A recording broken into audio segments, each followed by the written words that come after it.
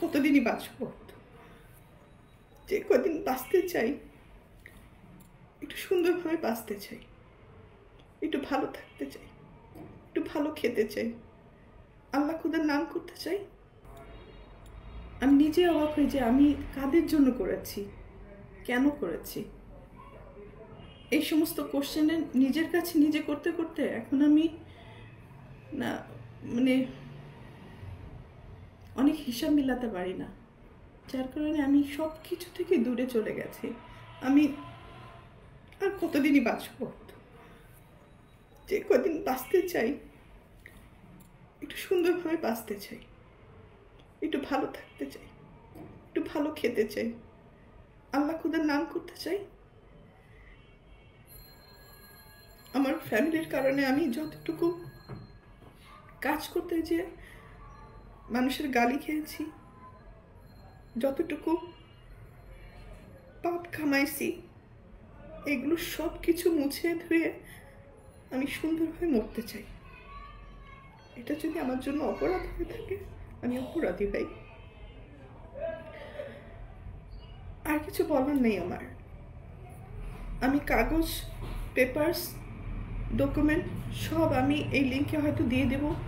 আমার যারা সাপোর্ট করেন, আমার ওয়েলিশ যারা আছেন, মিডিয়ার সাংবাদিক ভাই বোনেরা, তাদেরকেও বলবো যে ভাই, একটা মানুষ যদি ভালোভাবে বাঁচতে চায় তার নামে এত নোংরা কথা লিখেন না, বলেন না।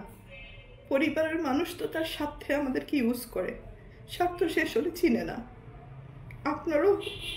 আপনারও অন্তত পক্ষে যারা মিডিয়াতে ভালোভাবে কাজ করে গেছে তাদেরকে অন্তত পক্ষে সম্মানের সাথে প্রেজেন্ট করেন, বিদায়টা যেন সম্মানের হয়, এতটুকুই আপনাদের কাছে চাওয়া। একজনের কথাতে বাজেভাবে একটা মানুষকে প্রেজেন্ট করেন না, অসম্মান করেন না। সুনাম কামাতে অনেক সময় লাগে, বদনাম করতে 1 সেকেন্ড লাগে। অ্যাটলিস্ট আমাকে একটু ভালো থাকতে দেন, একটু দোয়া করেন যাতে আমি ভালো থাকি। আমার মা হয়তো উনি মানসিকভাবে অসুস্থ, এতটুকুই বলবো যে আল্লাহর কাছে যে আল্লাহ যেন ওনাকে হেদায়েত দান করেন, ওনাকে সুস্থতা দান করেন, ভালো এবং মন্দর বিচার করার তার জন্য বিবেক বুদ্ধি হয়। সন্তান সবাই সমান, যদি উনি সন্তান হিসেবে আমাকে বলে থাকেন, মেনে থাকেন, জেনে থাকেন, তাহলে সন্তান সবই সমান। আমি কিন্তু কারো জমি দখল করিনি। যে মানুষটা সারা জীবন সবাইকে দিয়ে গেছে, আমার ভাই বোনের কাছে আমার কিছুই চাওয়ার নেই, কিছুই পাওয়ার নেই, শুধু একটু সম্মানের আশা করি। আপু কেমন আছেন?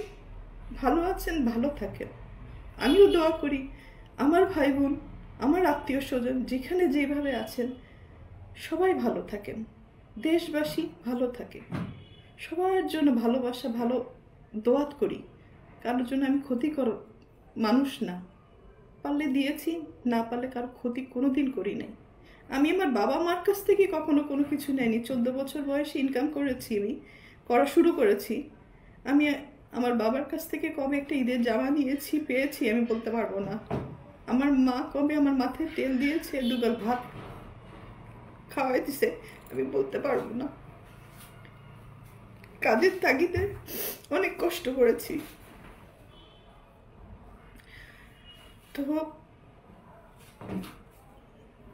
আমি যেখানে আছি অনেক ভালো আছি, সুস্থ আছি, সুন্দর আছি।